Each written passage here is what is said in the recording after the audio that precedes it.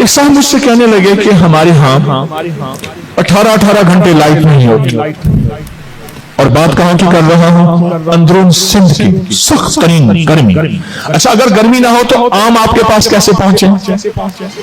आप जैसा माहौल हो आम कैसे पके?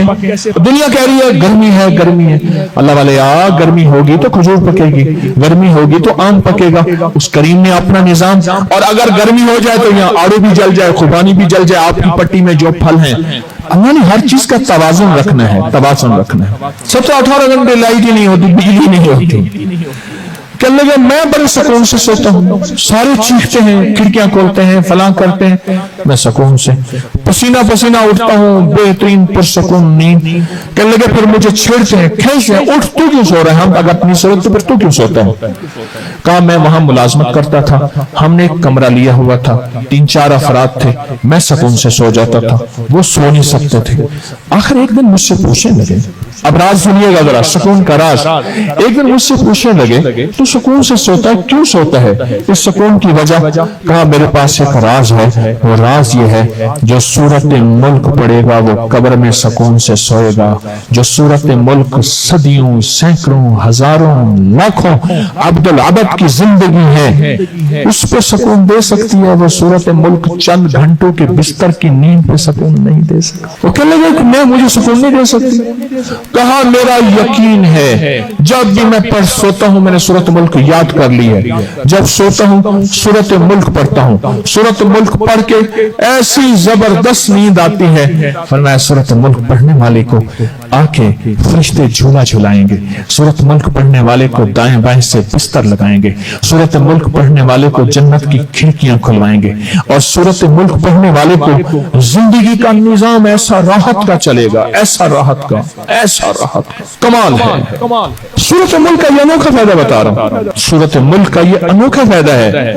अच्छा फिर मैंने, अच्छा मुझे भी पता नहीं था, सच पूछे ज़हन में फौरन ख्याल आया कि बंदा सच कह रहा है, जो कब्र में राहत का जरिया बने इसे इस्तिंबात कहते हैं, फुकहा की दुनिया में इस्तिंबात कहते हैं और कियास कहते हैं।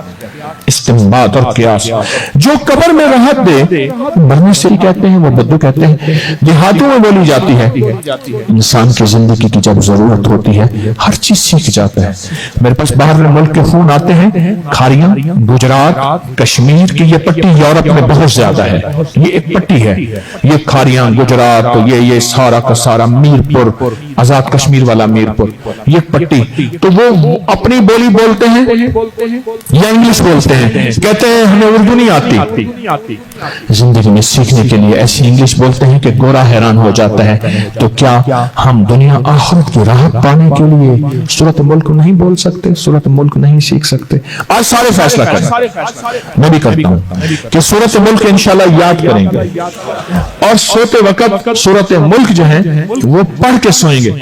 मेरी अम्मा रहमतुल्लाह अलैह मुझसे फरमाती थी, तारिक मैंने सूरत मुल्क के निसाब पढ़े हैं, 70 पता नहीं कितने वो निसाब पढ़ती थी, और फरमाने लगी मैंने अपनी आखिरत और अपनी कब्र के लिए निसाब पढ़े हैं, और वाकई बाद अज़ विसाल उनके वो निसाब और वो आसार, उनके वो निसाब और आसार जो हैं वो बहुत ज्यादा मिले, 70।